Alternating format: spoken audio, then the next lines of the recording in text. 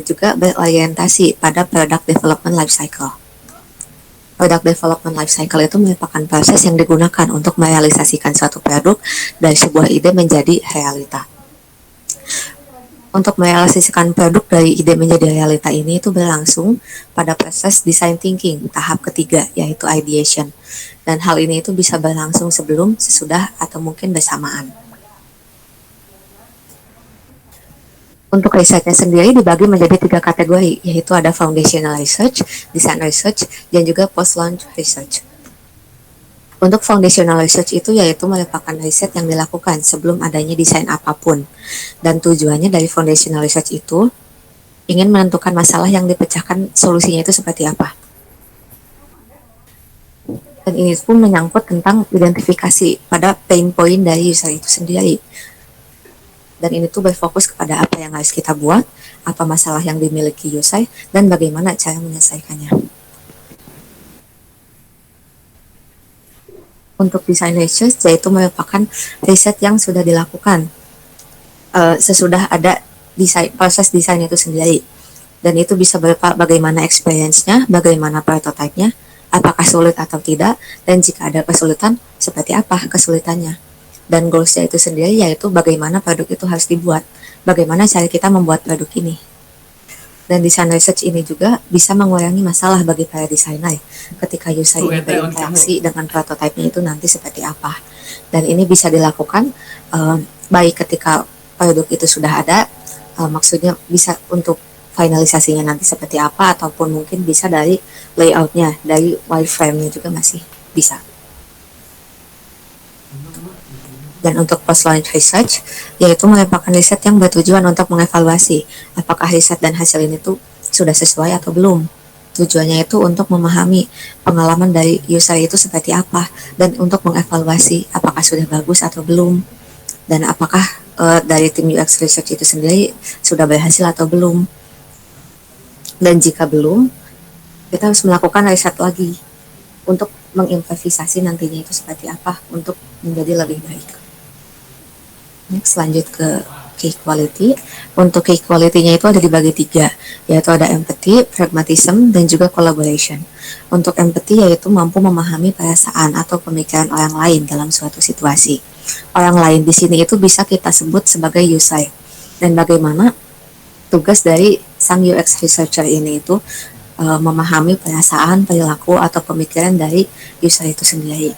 Dan untuk pragmatism yaitu fokus dalam mencapai tujuan. Tujuan dari UX researcher ini itu yaitu bagaimana cara memecahkan masalah yang dimiliki oleh user itu sendiri. Dan untuk collaboration, mampu bekerja sama dengan banyak orang dengan personality dan work style yang berbeda.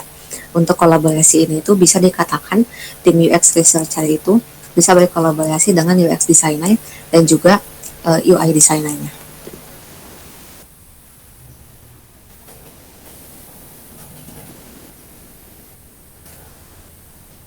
Untuk melakukan penelitian itu ada 2, yaitu untuk primary research dan juga secondary research. Untuk primary research ini merupakan research yang dilakukan sendiri.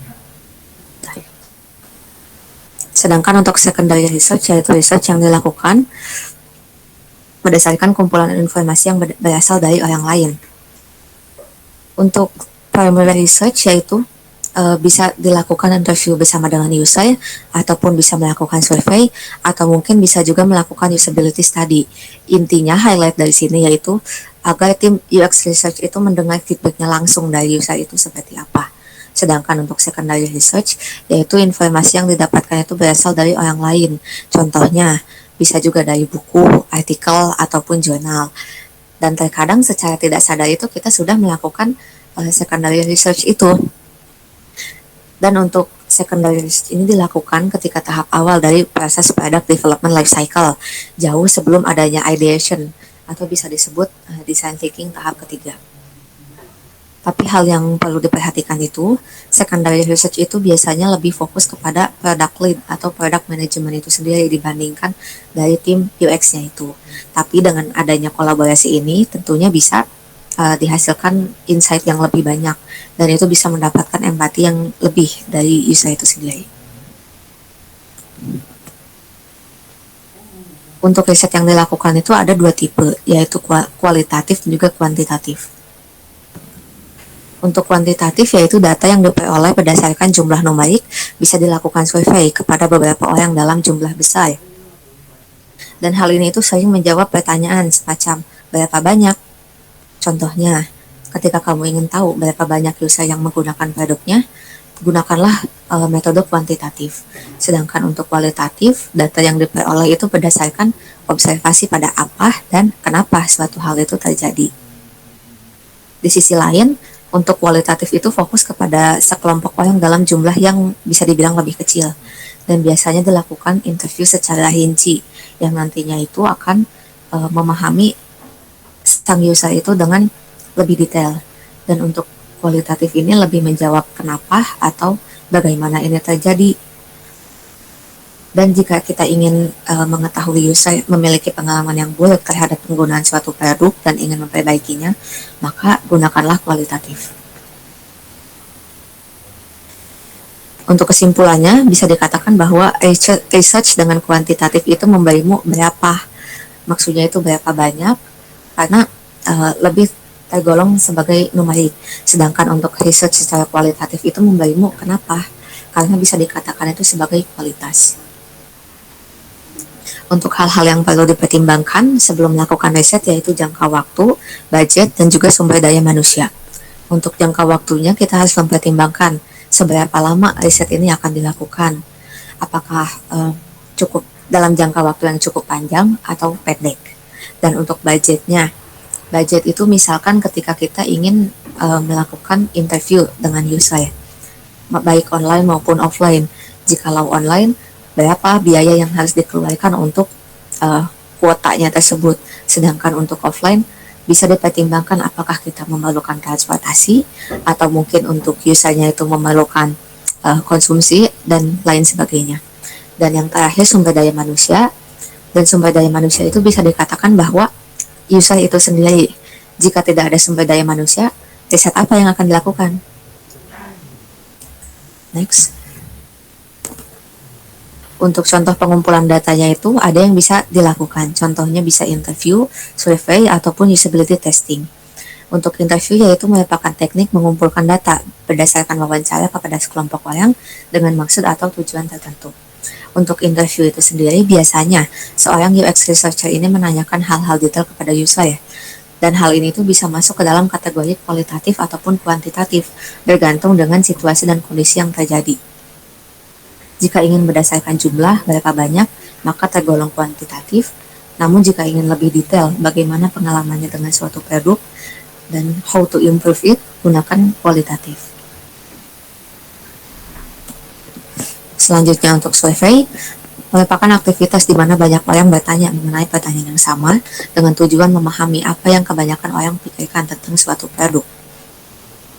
Untuk survei ini bisa dikatakan berbeda dengan interview. Kenapa berbeda? Dikarenakan survei ini bisa dikatakan lebih banyak sekelompok orang yang untuk dikumpulkan datanya. Berbeda dengan interview. Sedangkan interview itu hanya mengumpulkan berapa banyak. Sedangkan ketika survei itu lebih ke berapa banyak user yang menganggap bahwa produk ini tuh bagus ataupun boleh, semacam itu. Survei itu bisa masuk ke kategori kualitatif maupun kuantitatif, dan survei ini itu akan berguna ketika kalian itu sudah memahami customer pain points-nya itu seperti apa dan ingin memperkuat data itu berdasarkan survei yang nantinya itu bakal dilakukan kepada orang yang jumlahnya itu lebih banyak tadi. Selanjutnya itu ada usability study. Untuk usability study itu merupakan teknik pengumpulan data dengan cara melakukan testing kepada user itu sendiri. Dan tujuannya itu untuk mengidentifikasi customer pain points itu seperti apa berdasarkan prototipe yang berbeda-beda. Sehingga problem yang ini itu bisa diperbaiki sebelum nantinya final produknya itu launching. Dan dari usability study ini kita bisa melihat apa saja hal yang sekiranya menjadi problem bagi user, dan setelah itu bisa dilanjutkan dengan teknik wawancara untuk mempelajari lebih lanjut mengenai user experience-nya itu sendiri. Dan datanya dari usability study ini kemudian bisa digunakan untuk improve dari sisi UX-nya. Dan ketika sudah launching, akan sangat memungkinkan bakal adanya itu post-launch research itu dilakukan berdasarkan success metrics atau mungkin key performance indicator. Untuk key performance indicator ini itu merupakan tolak ukur keberhasilan berdasarkan tujuan utama yang sudah ditetapkan. Dan untuk key performance indicator ini itu bisa dilihat dari berapa jumlah klik yang dilakukan atau mungkin berapa lama mereka menghabiskan waktu untuk mengerjakan tasnya. Dan untuk usability study ini itu dibagi menjadi dua, ada cognitive walkthrough dan juga heuristic. Untuk cognitive walkthrough yaitu mengujikan produk dengan cara membiarkan user mengeksplorasi dan mengidentifikasi permasalahan pada produk yang diuji coba. Seperti yang tadi sudah disebutkan, seperti berapa lama mereka perlu mengerjakan tas itu sendiri atau berapa kali mereka melakukan misklik pada produk yang diuji cobakan tersebut. Dan untuk heuristik yaitu mengujikan produk berdasarkan indikator atau standar yang sudah ditentukan, yaitu metode key performance indikator yang tadi disebutkan. Untuk step by step-nya, yaitu yang pertama menentukan tujuan dilakukannya riset seperti apa. Tujuan dilakukannya riset ini itu harus berdasarkan problem apa yang dimiliki oleh user tersebut dan mengapa kita harus memecahkan masalah tersebut. Selanjutnya yaitu merencanakan metode yang akan digunakan, baik itu kualitatif ataupun kuantitatif, ataupun mau primary research atau secondary research dan sebagainya. Dan selanjutnya yaitu menyiapkan skenario yang akan dipaparkan kepada user. Skenario tersebut ini bisa dikatakan bahwa planning mengenai metode apa yang akan digunakan, apakah usernya itu setuju atau tidak. Step selanjutnya yaitu mulai melakukan riset menggunakan metode yang sudah ditentukan. Metode yang sudah ditentukan ini tentunya berdasarkan konfirmasi dari pihak user itu sendiri. Selanjutnya yaitu melakukan hipotesis dan juga validasi. Setelah melakukan riset itu tentunya pasti dari tim UX research itu bakal ada hipotesis mengapa datanya seperti ini, kenapa user seperti ini, dan tentunya ketika sudah ada hipotesis memerlukan validasi kepada user apakah ini betul atau salah. Dan step selanjutnya yaitu melakukan validasi ulang jika memang belum sesuai dengan kebutuhan user. Validasi yang dimaksud itu ketika hipotesis yang ditentukan sebelumnya oleh tim UX researcher itu apakah betul atau tidak, dan jika betul ya sudah maka lanjut ke tahap selanjutnya, dan tapi jika belum sesuai maka akan dilakukan validasi ulang sesuai dengan kebutuhan user itu seperti apa. Sudah, apakah ada pertanyaan?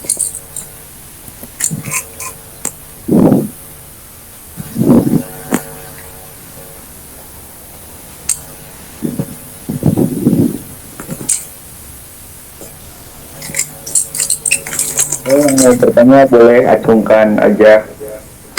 Acungkan naon anjrit.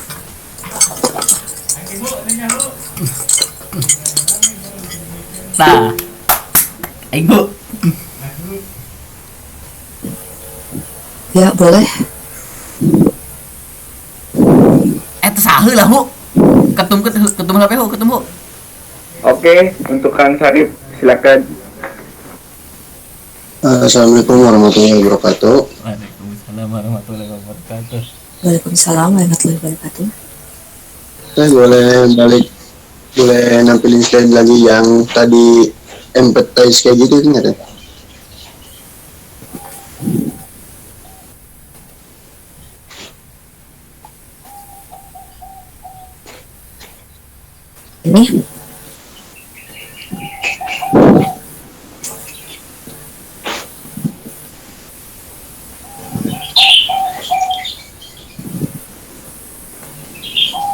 Ini berarti beda deh.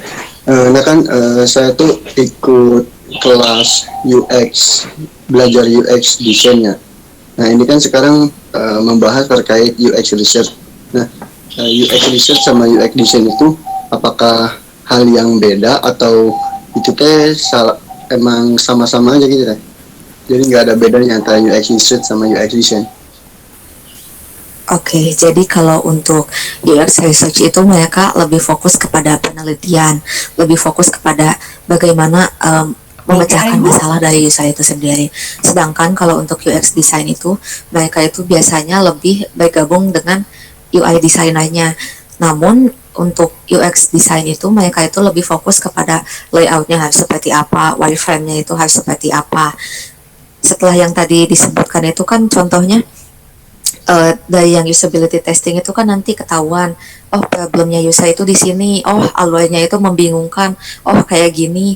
Berarti itu tugas dari UX design, bagaimana usernya itu nggak bingung nantinya itu bagaimana, kenapa alurnya ke sini. Dan mereka juga biasanya yang bikin dari user flow sendiri kayak gitu. Oh, paham, paham, paham. Berarti kalau misalkan si UX research itu kayak menganalisa atau mencari informasi itu teh, terus si UX design yang menerapkannya di kayak tadi wireframe dan sebagainya. Iya, betul. Siap, makasih, makasih. Oke, ada lagi? Bu, aing Bu. Boleh Fikri? Oke. Ya izin bertanya ya Teh. Iya. Studi kasus yang pernah Teteh lakukan dalam research user experience ini apa Teh? Kasus ya. Cerita dikit gak apa-apa ya soal pengalaman. Ya gak apa-apa Teh. Curhat juga gak apa-apa. Jadi gini, aku itu waktu batch 2 kemarin ikut magang juga. Kebetulan emang posisi terakhirnya itu di UI UX juga. Nah, kalau untuk kasus dari UX ya tersendiri itu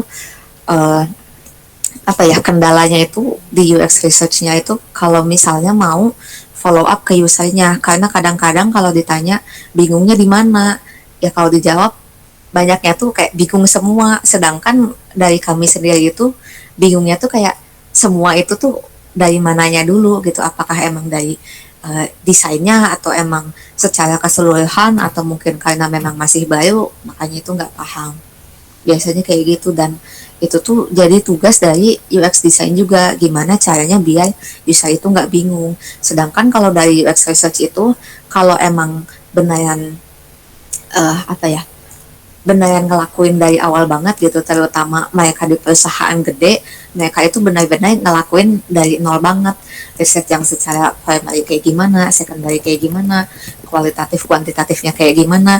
Dan itu tuh makanya tadi disebutin jangka waktu yang panjang itu tuh sangat berpengaruh, jangka waktu itu tuh harus dipertimbangkan seperti apa gitu.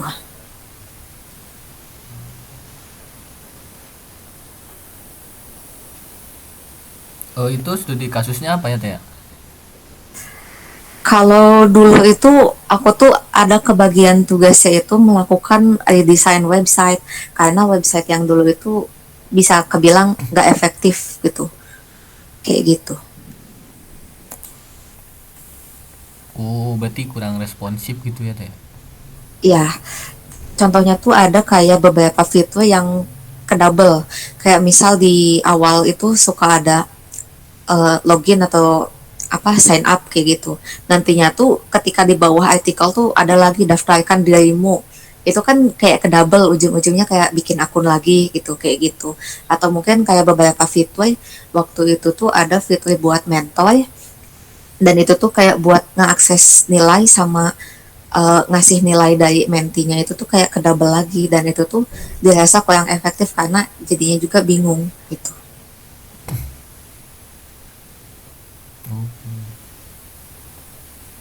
Itu risetnya dalam kurun waktu berapa lama Teh?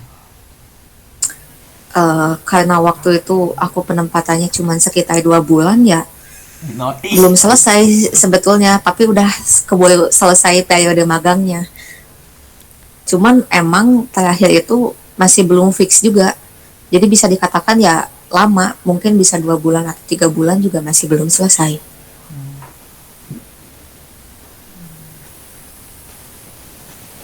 Oh gitu oke.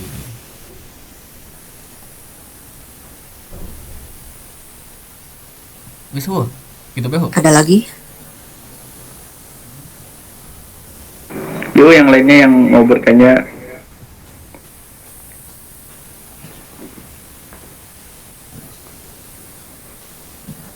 Bang Dadanya sendiri barangkali mau nanya. Kalau saya saya kebetulan spesialis backend jadi tidak memperdalam UX research.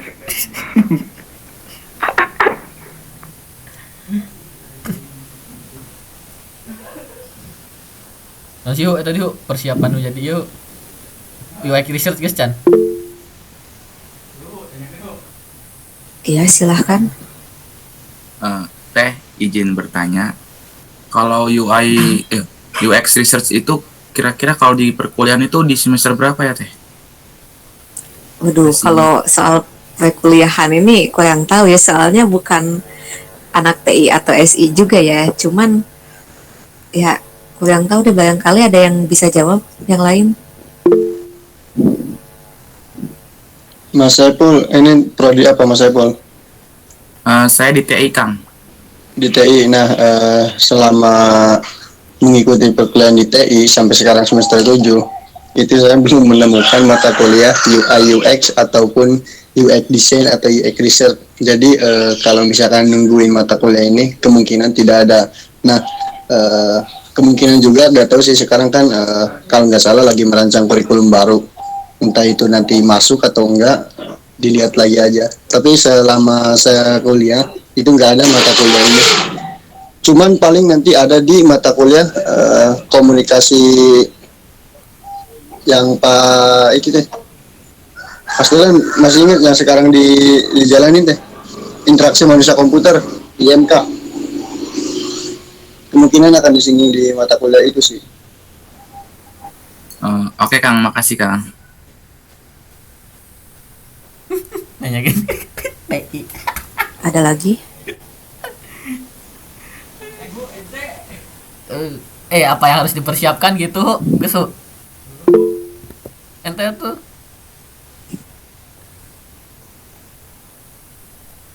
kayaknya geus diikeun Jan. Oh eta kayak quality UX research aya sih.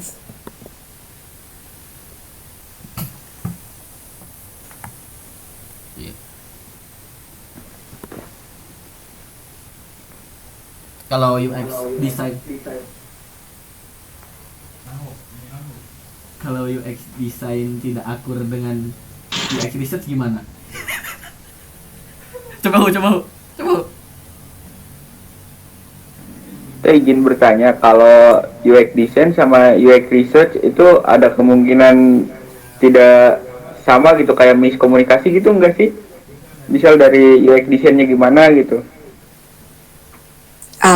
Sebenarnya mungkin aja ya, mau dari UI-nya atau UX-nya itu jelas-jelas mungkin banget ada miskomnya. Kemungkinan kan kalau sesuai yang tadi udah disebutin ya, kalau untuk perusahaan kecil itu biasanya mereka itu mengangkat jabatannya itu mau desain sama research-nya.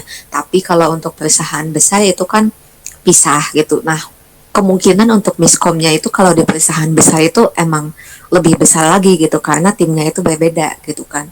Nah, bisa dibilang kalau dari UX research itu nyampein datanya A, nyampainya itu B gitu, karena kan kadang dari UX desainnya juga mereka itu kayak mengasumsikan, oh mungkin kayak gini itu lebih baik, oh mungkin itu kayak gini itu lebih baik, dan itu tuh semuanya itu bakalan jadi asumsi sampai nantinya ke tahap validasi, dan itu tuh sangat mungkin kalau bakal adanya miskom bahkan masih sama-sama UX gitu.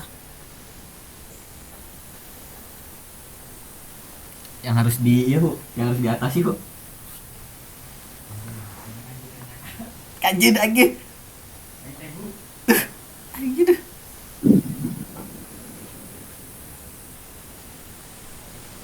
Yuk. Gini ya.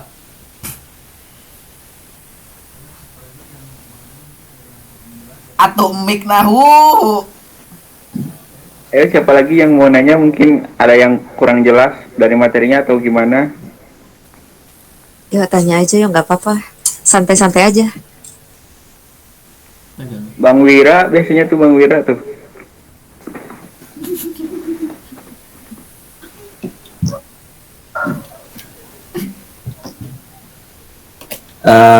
Izin berbicara teh, izin bertanya, maaf. Ya, Mengenai quality UI UX research, apakah ada skill yang harus dituntut untuk bisa menjadi seorang UI UX research? Apakah harus bisa berpikir kreatif ataupun apa gitu contohnya? Ada nggak teh? Skill yang harus dituntut kita harus bisa gitu teh? Oke, kalau berdasarkan dari UX research-nya itu tentunya mereka itu ibaratnya kayak menggabungkan antara teknologi dan social skill. Karena memang mereka itu melakukan penelitian, tapi mereka juga harus paham gitu apa mengenai dunia IT-nya itu seperti apa gitu. Dan mungkin skill yang emang menurut aku itu kayak kepake itu tuh gimana sih caranya kita bisa public speaking, atau gimana caranya kita nge-reach customer itu tuh seperti apa gitu biar customer needs-nya itu terpenuhi kayak gitu.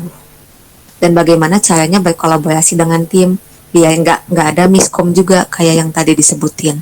Karena kalau udah miskom maka proses validasi itu akan terus berulang lagi dan nanti itu akan memakan jangka waktu yang lebih panjang lagi. Begitu.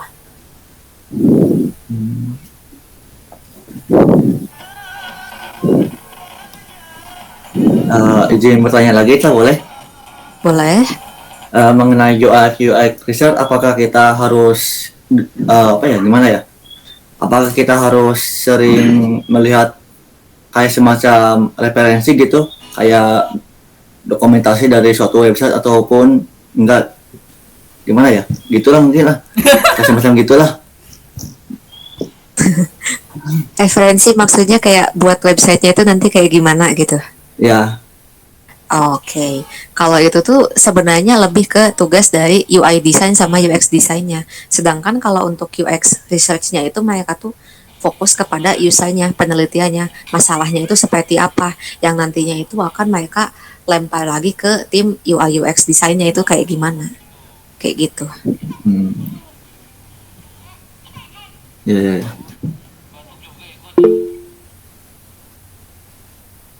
Boleh, saya full.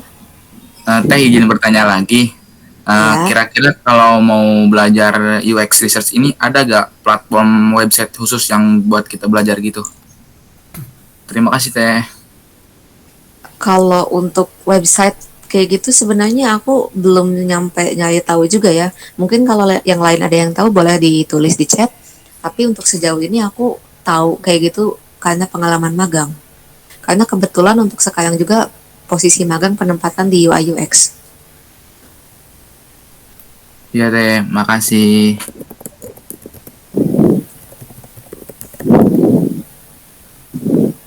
Ada lagi?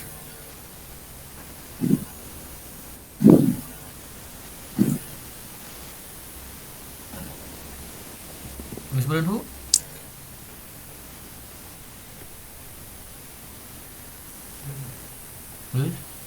Gus Bro, karunya eknya seh. Ini siapa lagi yang mau nanya? Mau nanya pengalaman aku magang juga boleh kok, masih nyambung. Ya udah itu.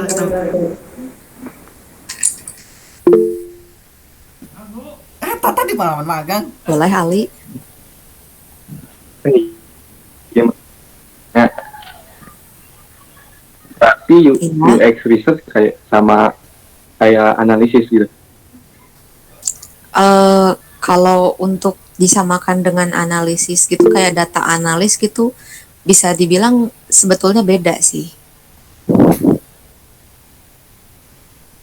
Cuman kalau untuk data analisnya itu aku juga masih kurang mempelajari ke situ ya. Cuman sejauh ini kalau untuk UX research itu ya lebih seperti itu, mempelajari bagaimana keinginan user seperti apa, kebutuhannya seperti apa, perilakunya itu seperti apa, begitu. Mungkin yang lain ada yang mau nambahin?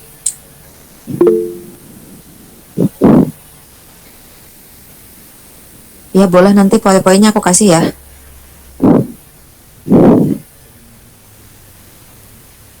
Mute nahu. Kalau error dari UX research apa teh? Kan kalau misalkan dari UI UX itu biasanya errornya itu dari penolakan desain gitu. Kalau UX research itu biasanya kalau memang validasinya tidak sesuai sih, baru ada penolakan kayak gitu. Karena itu tuh semuanya itu berdasarkan dari validasi ke user lagi. Karena kita itu mementingkan user itu tuh maunya kayak gimana. Jadi jangan berasumsi kayak oh ini bagus, oh ini bagus. Tapi kalau menurut user jelek ya jelek aja gitu.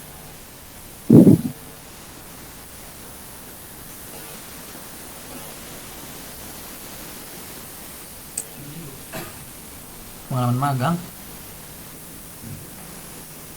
Berarti semua balik lagi ke usernya ya teh. Itu pengalaman magang. Betul. Semuanya itu emang mementingkan user ya. Oke. Namanya UI UX itu U-nya itu user ya. Betul.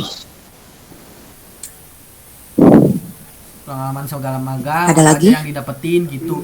Kalau pengalaman pas magang itu gimana aja, apa yang didapetinnya gitu, terus magangnya di mana teh kalau boleh tahu? Eh, Kalau untuk sekarang aku magangnya itu di Yayasan Hasnul Center, posisinya di Banjarmasin. Jadi sekarang aku ada di Kalimantan Selatan, Banjarmasin. Dan untuk Jauh juga ya. jauh, untuk pengalamannya sejauh ini, untuk kerjasama dari tim itu satu tim itu B7. Nah, tapi dari bertujuh itu karena awalnya itu udah langsung dapat proyek yang lumayan besar, jadinya kami itu mengerjakannya itu dari nol bareng-bareng. Jadi kayak biar semuanya itu dapat materinya itu kayak gimana, mulai dari UX-nya gimana, UI-nya itu kayak gimana, nge-follow up user-nya itu seperti apa. Jadi kami itu diberi tugasnya itu kayak per page gitu. Jadi kayak page ini tuh eh, mulai dari follow up ke usernya gitu, ini bagusnya kayak gimana, ini mending kayak gimana, lakukan riset dulu itu seperti kayak gimana, udah kayak gitu baru maju ke tahap wireframe, udah itu presentasi lagi ke usernya, ini kurang lebih kayak gimana.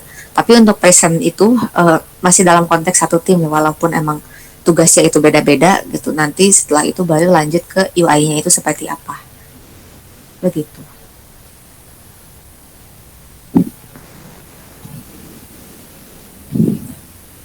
Jadi UX researcher pusing nggak teh? Alhamdulillah pusing, digantungin terus. Wow. Sama kayak dia ya. Aduh, digantung sama kayak dia teh. Dia siapa ya? Anjir, bego. Dia yang pernah ada teh. Udah nggak ada, Kemana teh? hilang. Wira. Wira.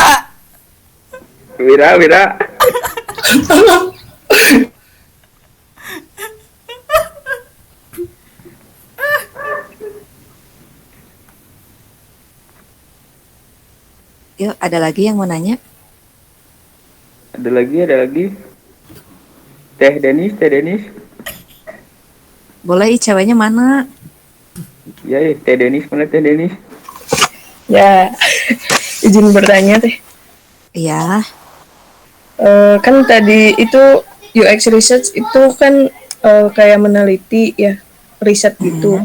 Nah, sedangkan yang UX design itu mengimplementasi dari desain.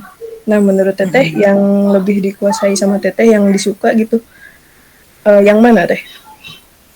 kalau aku pribadi karena akunya dari DKV, aku lebih megang ke UI sih sebenarnya. Cuman ya tuntutan pekerjaan juga kan kayak kita harus bisa semua gitu, dan ya tentunya ini juga jadi hal baru juga buat aku ya. Kenapa enggak gitu? Begitu.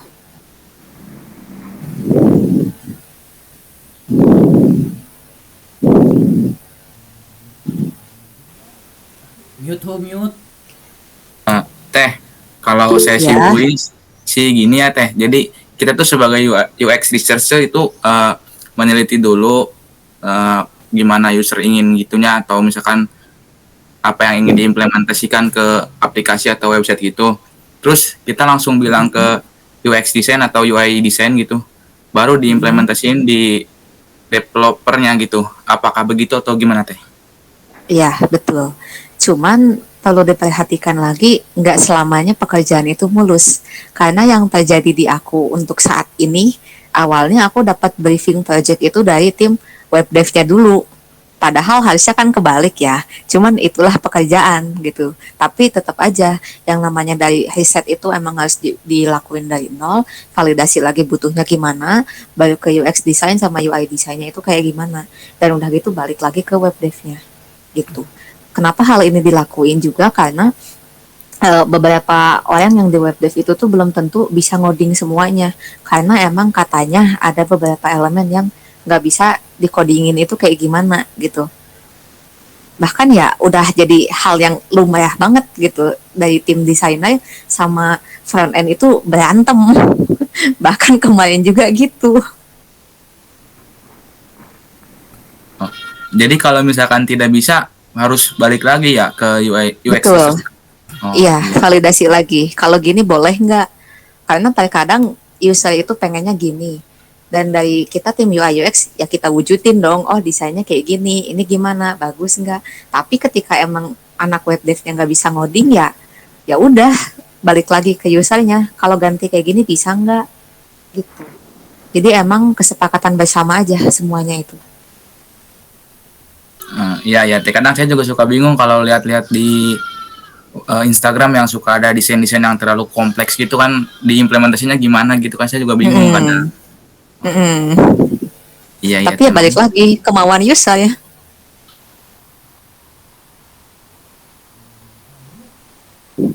Ada lagi? Mic-nya aja lah, Hu. Mic-nya nyala. Berarti pas desain yang Apple baru itu tuh, yang Dynamic Island, ada kemungkinan si front end sama si desainernya ribut itu. Banget, banget. Aku aja buat project gimana ya? Buat project ini aja yang lagi sekarang dipegang itu tuh ribut dulu. Kenapa kayak gini? Kenapa kayak gitu? Ih susah. Ih kok gini? Bla bla bla bla bla. Belum nantinya tuh nggak sesuai lagi. Kok kayak gini? Nanti present lagi ke usernya kok kayak gini. Cuma belum Dan itu dewasa tuh jadi kan gitu. masalah lagi. Gitu, Hu. Sampai ke tahap finishing launchingnya itu Itu mah gimana. belum dewasa. Bahkan udah launching pun masih ada masalah. Makanya tadi ada post launch research. Gimana cara kita ningkatin dari situ? Apakah emang harus dari awal lagi, nol lagi, bikin lagi? Atau emang cuman memperbaiki seadanya aja gitu. Dan itu tuh mempengaruhi dari kepuasan user itu sendiri. Makanya disebut kenapa user experience gitu.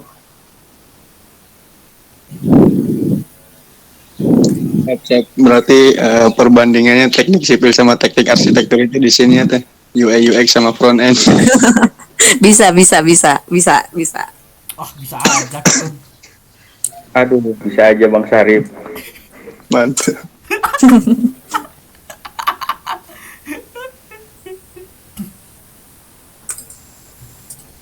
Nanti, Hu, aduh, yang tadi poho ya, nanya teh. Ada lagi? Gandeng. Teh, teh, kira-kira bisa gak kita sebagai UX research itu merangkap jadi 3 gitu? On cam. Padahal kita di UI design, di UX design sama research, bisa gak? Kalau misalkan ngerangkap gitu? Bisa, tapi capek. Yakin. Ya teh, oke. Ya, Makasih, bisa sebenarnya bisa. Semuanya tuh gimana ya? Dari UI, dari UX-nya itu sebenarnya itu bisa. Cuman emang ya itu tadi yang udah dibilangin jangka waktunya itu harus dipertimbangkan selama apa gitu. Apakah ini bakalan lama banget atau enggak. Bahkan yang udah ada timnya kayak gitu pun bisa lama, bisa 2 bulan, 3 bulan. Dan kalau misalnya emang mau sendiri bisa-bisa aja gitu. Apalagi kalau buat mungkin kayak portofolio gitu, cuma dummy doang itu bisa. Tapi kalau emang buat real case mungkin bakalan capek, bakal kewalahan gitu.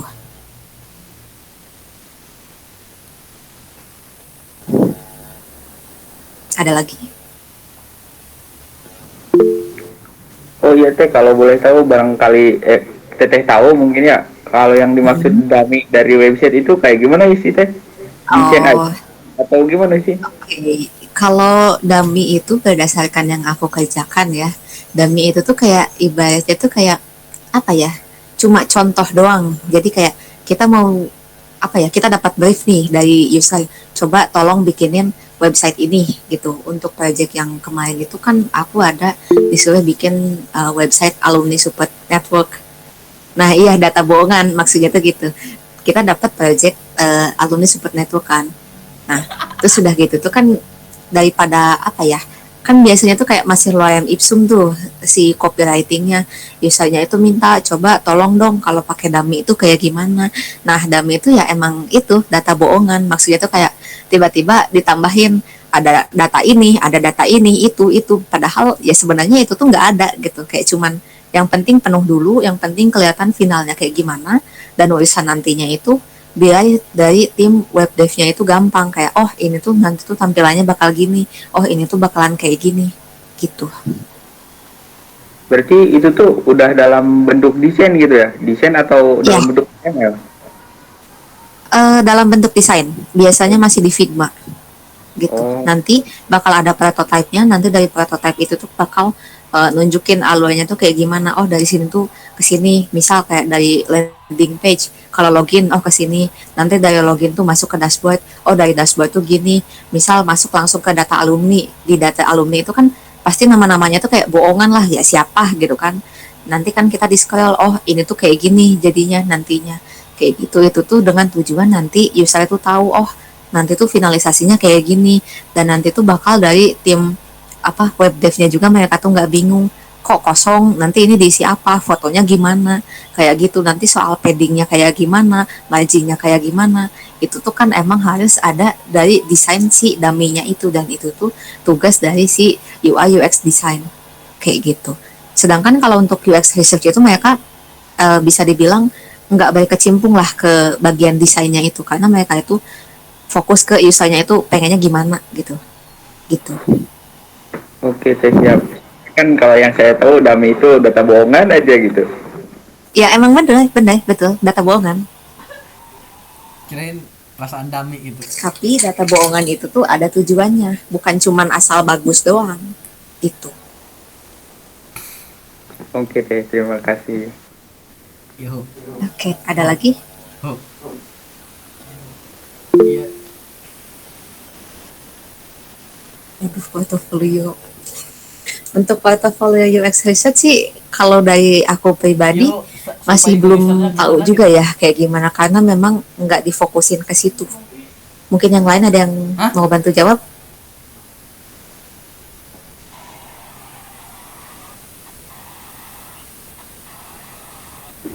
Bang Wira sebagai spesialis front end developer,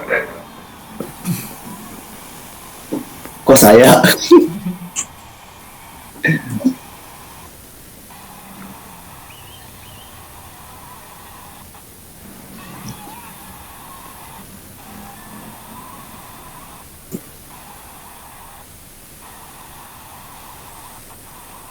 non Bu. Eta cara survei ke userna kumaha? Kalau boleh tahu teh, kalau misalnya kan UX research itu kita survei ke user gitu ya. Nah itu tuh cara surveinya itu kita gimana sih teh? Follow up aja biasanya. Kalau dari aku itu gini, kan bakal ada tuh masuk brief baru, ada project ini nih gitu, terus kan nanti pasti kita dikasih tahu siapa sih PIC-nya dari eh, yang mau minta project itu, yang minta tolong ke kita itu tuh siapa sih PIC-nya. Nah awalnya itu kita hubungi dulu PIC-nya gitu kan, maunya kayak gimana. Nanti kalau misalnya emang dari PIC-nya kayak setuju, oh ini kayak gini, oh ini kayak gitu aja, nanti ketika udah dari PIC itu biasanya dia tuh nerusin ke anak-anak bawahannya, dan itu tuh bisa disebut user itu sendiri karena mereka yang pakai gitu. Gimana menurut mereka itu gimana, nanti udah itu biasanya kan bakal ada survei itu, bakal kayak gimana dari sekelompok orang itu tuh nganggapnya website ini tuh bagus atau enggak gitu, layak atau enggak, ada yang kurang serg atau enggak, flow-nya bingung atau enggak, kayak gitu.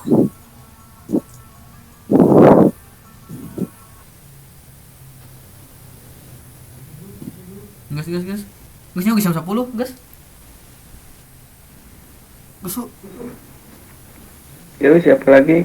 Kalau nggak ada mungkin Mau dicukup. ditutup aja gitu ya. Ada lagi nggak? Ada lagi yang mau ditanya?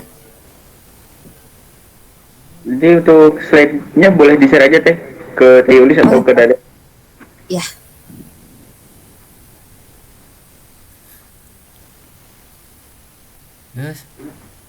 Gak ada ya kayaknya. Nggak ada. Oke, mungkin cukup sekian ya Teh. Terima kasih atas sharing ilmunya gitu ya Teh. Cukup bermanfaat bagi saya sebagai back end developer gitu. Dan yang lainnya atulah Bagi anjir. saya dan yang lainnya, mungkin bagi teman-teman PBK dan yang lainnya gitu, yang teman-teman yang dari luar PBK yang bergabung juga gitu. Terima kasih Teh. Mau foto dulu boleh? Aja ya Tehnya. Cam dong. Foto dulu. Boleh on cam semua, on cam semua. On cam. Bahayang. Yuk, yuk. Ikan mandi. Masih kelihatan kamu ke kaset berantem. Ini kayak mandi. Oh,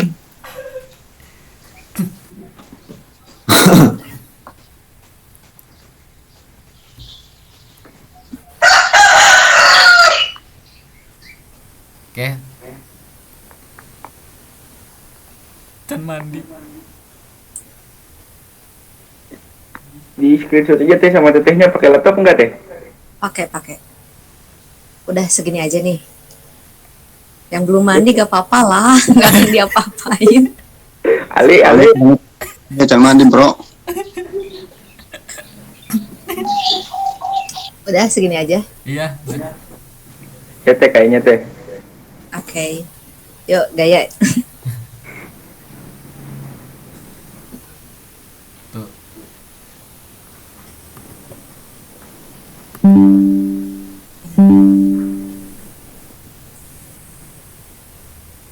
Oke, guys, Bu. Oke, udah ya. Oke, Mau siap. pantun dulu boleh? Boleh. Iya. Ya saya. Oke. Jalan-jalan ke rumah asih. Cakep. Jangan lupa bawa buah duku. Cakep. Cukup sekian dan terima kasih. Wassalamualaikum warahmatullahi wabarakatuh. Waalaikumsalam warahmatullahi wabarakatuh. Makasih. Ya, makasih juga. Makasih ya Teh. Ya. Mungkin ada pantun dari Asarif mungkin? Ada nggak? Boleh kalau ada. Kura-kura makan keju. Terima kasih. Udah Aduh, naon tahu dah. nyambung bro. Guys, Bu, akhiri kabeh, Bu. Udah, terima kasih. Dadah. Assalamualaikum. Waalaikumsalam warahmatullahi wabarakatuh. Diakhiri semua, Bos. Encan. Akhiri semua panggilan lo sorangan. Kan nyelenggarakeun tiluan anjir. Akmal Salianur Alamsyah kan Dita.